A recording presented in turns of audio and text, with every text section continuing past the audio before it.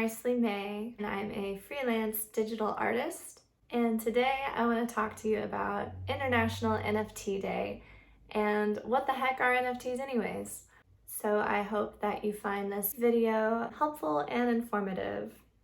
So International NFT Day is September 20th. On this day in 2017, the term NFT, or non-fungible token, was officially coined by Dapper Labs Chief Technology Officer Deet Shirley in the form of the ERC-721 standard.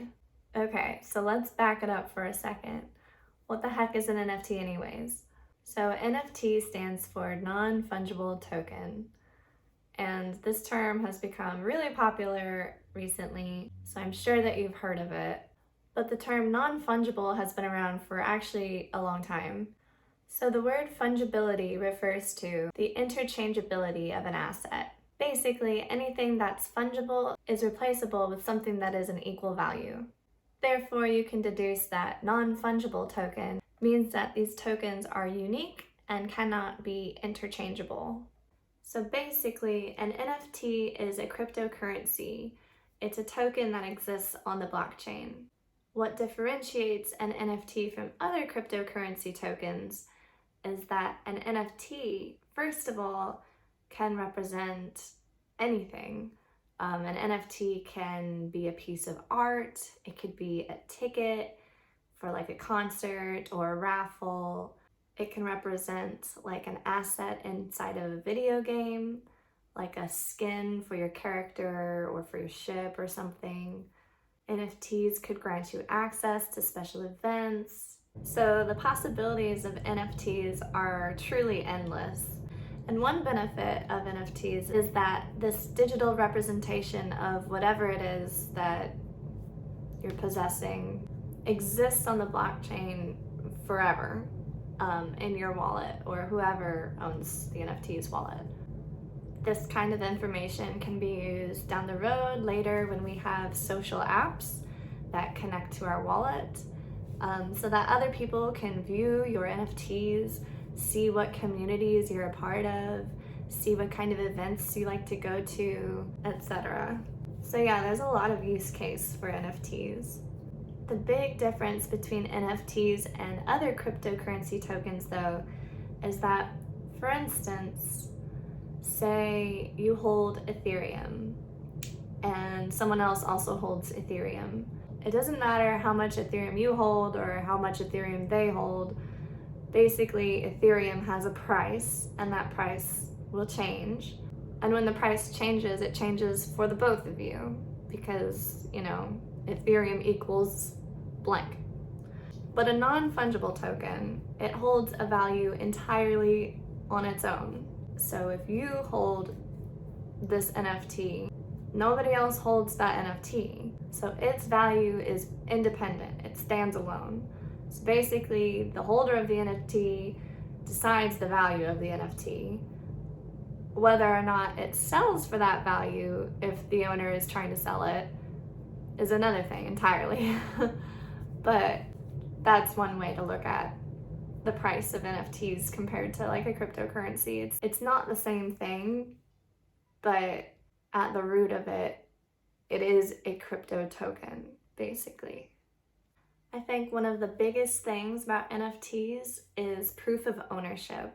So for instance, say you're in this community like Bored Ape Yacht Club or something. If you own a Bored Ape, it means that you are a part of the Bored Ape Yacht Club community, aka you can go to certain exclusive events for Bored Ape members only. It can act as like a social pass in the real world. So these digital assets, they can be very powerful and meaningful. So another example, say there's a new artist, like a young artist, and you decide to support them by buying one of their digital artworks as an NFT. And this artist, let's say they get like really famous. They're like the next Van Gogh or something.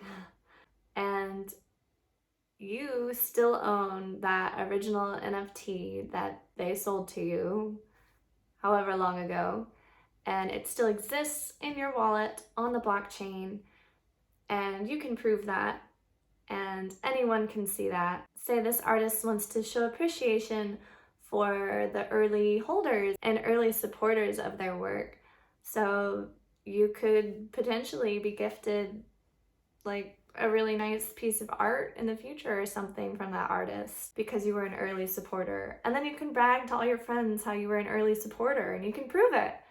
So that's like another really big use case for NFTs. Another really cool thing about NFTs is that NFTs allow the creator to receive royalties with every sale. So for instance, let's say a game developer decides to sell their games as NFTs.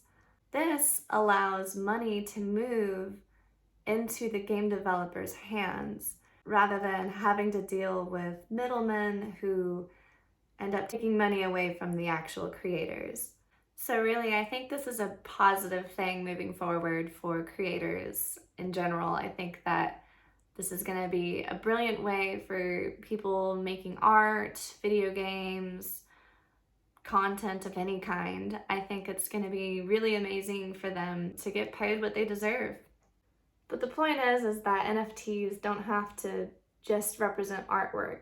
They can really be used for so much more. It's exciting how early we are and how we can see how this space changes and how NFTs can be used here in the future. Okay, on to the next strange term, ERC-721. If you've been looking into NFTs, you will have seen this before. So what does it mean? ERC-721 stands for Ethereum Request for Comments 721. Basically, it's an NFT standard that implements an API for tokens within a smart contract. And if you're not familiar with the term API stands for Application Programming Interface. Basically, it's a way for two or more computer programs to communicate with each other. Now, smart contract might also be a new term that you're not super familiar with.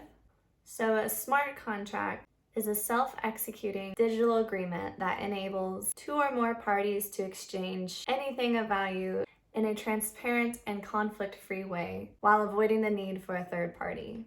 So you can imagine all the ways that smart contracts are really, really useful. Okay, so back to ERC-721. So the ERC-721 standard provides functionalities like to transfer tokens from one account to another, to get the current balance of an account, to get the owner of a specific token, and also the supply of the token available on the network. You can find more information on the ERC-721 standard on ethereum.org. Okay, so now that you know the basics about what an NFT is, let's take a look at some and clear up any confusion you may have about them. Okay, so let's start with OpenSea, one of the more popular NFT trading platforms. So here is OpenSea's landing page. You can see here some popular NFT collections scrolling across the top. And if you scroll down, you can see trending collections right now, new and notable collections. There are many ways, different ways to browse for NFTs. So for example, I'll just show you some NFTs that I've created. All right, so when you click on a collection or search for it at the top, it takes you to the collections landing page. Okay, so down here, I'll just click on one of mine.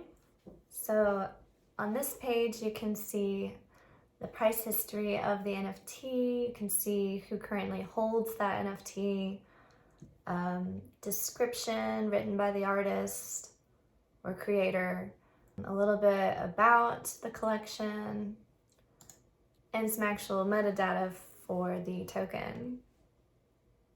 So down here in these details, you can see the contract address. So that's the smart contract associated with this token. You can see the token ID, the token standard. So before I was discussing ERC-721 with you, this standard ERC-1155 is a little different. So let's go over that really quick. It's not too complicated.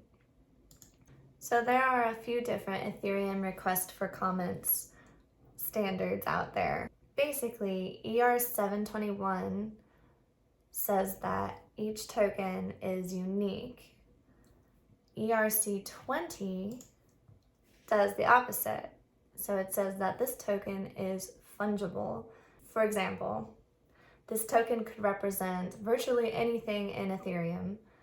It could represent reputation points in an online platform, skills of a character in a game, lottery tickets, financial assets like a share in a company, a fiat currency like USD, an ounce of gold, and more.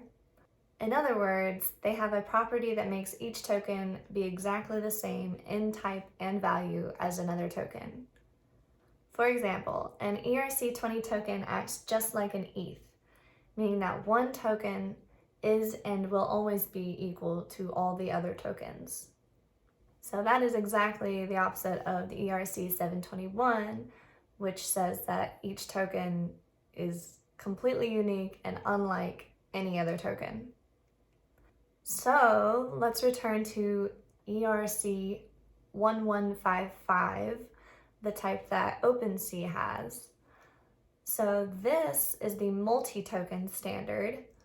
Basically, this standard seeks to create a smart contract interface that can represent and control any number of fungible and non-fungible token types. So in this way, the ERC-1155 standard token can do the same functions as the ERC-20 and the ERC-721, and even both at the same time. So hopefully I haven't thoroughly confused you. So if we return to OpenSea, back to the details metadata pane here, it says that the blockchain here is Ethereum, the metadata is centralized, and this is because it's on OpenSea. So OpenSea basically hosts the metadata, and as a creator, you cannot edit it. So some might see that as a downfall to using OpenSea. And then of course here at the bottom you can see the creator earnings. This is basically the percentage that the creators set as the royalties that they would like to receive each time this token is sold. So the thing here is you have to understand that people are selling perhaps artwork or tickets to an event or assets for a video game, but all it is at the end of the day is a token that exists on the blockchain. So the more you understand about the blockchain and how it works, the more you can understand how trading NFTs work. Okay, so now that we've seen kind of what OpenSea looks like, let's see another platform. So here's Rarible, another popular NFT trading platform. So here at the top you can see that Rarible hosts NFTs that are sold on different blockchains. You have Ethereum, Solana, Tezos, Immutable X, Flow, and Polygon here at the top. OpenSea also sells NFTs on different blockchains. It just doesn't look like this does here. So at the top you see projects we love. So just some popular projects here, top collections, pretty standard stuff. So let's just click around and go to an NFT. So here is an NFT that I own from the Starlink Living Module collection.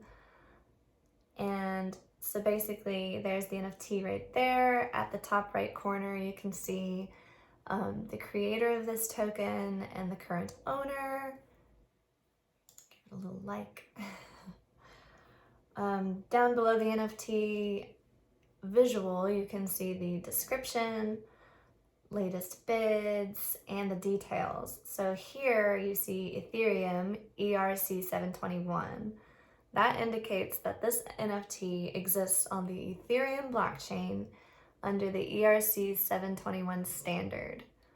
And as we discussed, that means that this NFT is a one of one. Completely unique. We have a view on Etherscan option, open original. You can remove the carbon footprint and refresh the metadata and see more from the collection below. So pretty snazzy little setup on Rarible. And let's real quick shift gears and take a quick look at Foundation, a very popular NFT trading platform. So here's the front page for Foundation. At the top, it asks for you to connect your wallet, just like the other ones do. And below, you see some curated collections they've chosen to put on the front page. Ooh, I love this artist. Anyways, so here's an example of an NFT on Foundation, also mine, created by me. So Foundation allows you to set a reserve price, which is kind of cool. It allows you to basically open up an auction for people. So whenever someone places a bid, it opens up a 24-hour auction. At the end of the 24 hours, whoever has the highest bid gets the NFT. So that's pretty cool. We like that. Over here you have the description, who it's created by, what collection it exists in. You have the provenance over here. And then under details, you can view the metadata, view it on Etherscan or on IPFS. So let's click on view on Etherscan, because Etherscan is a really, really useful website for viewing anything on the blockchain, really.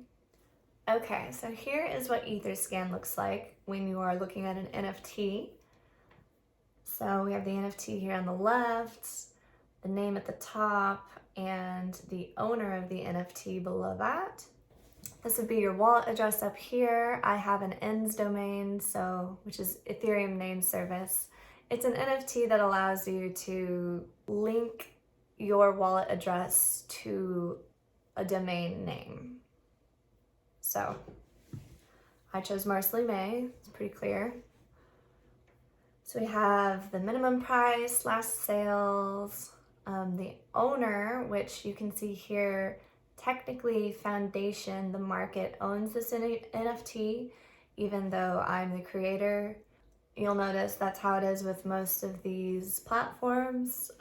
When you create it on their platform, they basically own the NFT. It shows up like that on these web pages. So you have the contract address here, the creator, the token ID, and the token standard here. Description, and all of the items activity listed below. So that was a quick and dirty run through of NFTs, ERC-21, ERC-20, and the ERC-1155 standard, and a few of the popular platforms here. Some platforms that I didn't even mention include Coinbase NFT, LooksRare, Tezos, Manifold XYZ. There are so many places nowadays where you can trade NFTs. So this space is just constantly moving and growing, and it's a lot to keep up with, but I applaud you for starting the journey and dipping your toes into this crypto space. There's a lot to learn here. So I really hope that this video was helpful and informative for you, and that you learned something new. Don't forget to like this video and subscribe to my channel if you're interested in learning more about the blockchain, more about NFTs, how to create them, where to sell them, the whole process. I'm going to try and cover that here in the near future. So make sure to subscribe and leave a comment if you have any questions about anything I mentioned here, and I'll do my best to answer them. Thanks a bunch for tuning in. See you next time.